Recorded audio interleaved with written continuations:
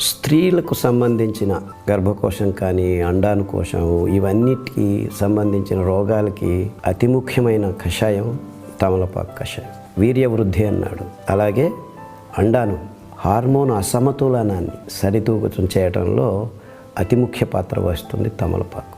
తమలపాకు కషాయాన్ని సార్ చెప్పినట్లు ఎప్పుడైనా తాగొచ్చు. జీర్ణం కాలేదంటే తమలపాకు కషాయం ముందు తాగొచ్చు, తర్వాత తాగొచ్చు. పడిగడుపున తాగినా పనిచేస్తుంది, బాగా తిన్న తర్వాత తాగినా కానీ పనిచేస్తుంది. ఇంకా విషయం అంటే మనోస్థైర్యాన్ని పెంచుతుంది. అంటే మానసిక రోగులు, అంటే మనసు చంచలమైన వాళ్ళు కూడాను ఈ తమలపాకు కషాయం తాగటం అతి ముఖ్యం. అంటే చూడండి, జీర్ణక్రియకు, సంభోగక్రియకు, సంభాషణకు అన్ని అంశాల్లో ఈ తమలపాకు కషాయం చాలా చాలా అద్భుతంగా పనిచేస్తుంది. సో అందరూ గమనించి తమలపాకు నోట్లో వేసుకొని నమిలేదు ఒకవైపు అయితే పడిగడుపున కషాయంగా తాగటం అలవాటు చేసుకోండి.